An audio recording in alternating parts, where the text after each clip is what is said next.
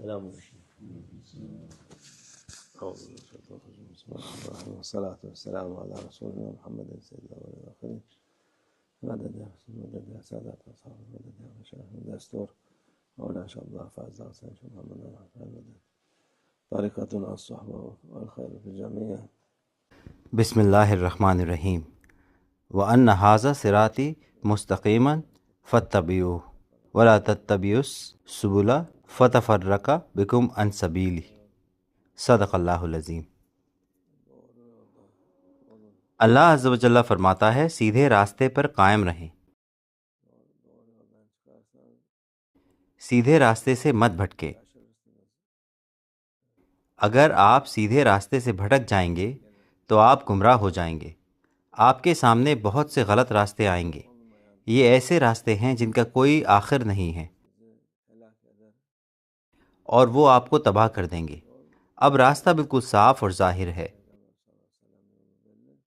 ہمارے رسول اللہ صلی اللہ علیہ وسلم کا دکھایا ہوا راستہ بالکل واضح ہے.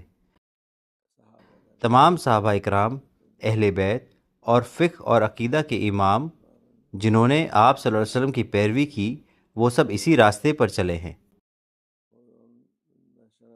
جو لوگ اس راستے سے بھٹک گئے وہ تباہ ہو گئے.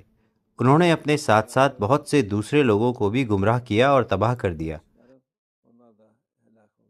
لہٰذا اگر آپ سیدھے راستے پر ہیں تو اسے مت بدلیں. اگر آپ حق کے راستے پر ہیں تو دوسروں کے دھوکے میں مت آئیں اور دوسرے راستوں پر مت جائیں، کیونکہ ہمارے رسول اللہ صلی اللہ علیہ وسلم کے بعد بہت سے جھوٹے دعوے دار اور جھوٹے لوگ سامنے آئے ہیں جنہوں نے کہا یہ کرو وہ کرو، اسے چھوڑ دو. وہ سب کے سب مٹ گئے اور ان کے پیچھے چلنے والے بھی ختم ہو گئے. لیکن جو لوگ حق اور سچائی کے راستے پر ہیں وہ آج بھی قائم ہیں. اللہ کا شکر ہے یہ راستہ قیامت کے دن تک ایسے ہی چلتا رہے گا. کبھی کبھی بھولے بھالے لوگ سوچتے ہیں جب کوئی آ کر کہتا ہے میں شیخ ہوں، میں یہ ہوں، میں وہ ہوں، تو آپ کیسے پہچانیں گے کہ وہ سیدھے راستے پر ہے یا نہیں؟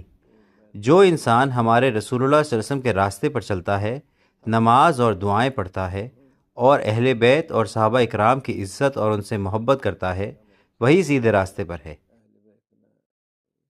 جو کوئی بھی ان کے خلاف جاتا ہے یا ان پر اعتراض کرتا ہے وہ گمراہ ہو چکا ہے. انشاءاللہ کاش وہ توبہ کر لے اور سیدھے راستے پر واپس آ جائے، کیونکہ آج کل بہت سی ایسی چیزیں ہیں جو لوگوں کے ذہن میں الجھن پیدا کرتی ہیں. لوگ کتابیں نہیں پڑھتے، وہ کسی چیز کی چھان بین نہیں کرتے، وہ سنی سنائی باتوں پر بھروسہ کرتے ہیں، بلکہ سنی سنائی بھی نہیں، وہ اپنے ان موبائلوں کو دیکھتے ہیں اور بیان دینے والوں کو سنتے ہیں. یہ چیز انہیں الجھن میں ڈال دیتی ہے. پہلے وہ کچھ لوگوں سے محبت کرتے ہیں اور دوسروں سے نفرت، بعد میں وہ انہی سے بھی نفرت کرنے لگتے ہیں جن سے کبھی وہ محبت کیا کرتے تھے، اور اس طرح گناہ میں گر جاتے ہیں. لہٰذا یہ بات بہت اہم ہے. صحابہ اکرام اور اہل بیت کی عزت اور ادب کرنا بہت ضروری ہے. جو کوئی اس سے ہٹتا ہے وہ گمراہ ہو جاتا ہے. اللہ ہماری حفاظت فرمائے. انشاءاللہ اللہ ہم سب کو سیدھے راستے پر ہمیشہ ثابت قدم رکھے. اللہ ہم سب کو اس خوبصورت راستے پر تھامے رکھے اور ہماری حفاظت فرمائے. ومن الله التوفيق. الفاتحة.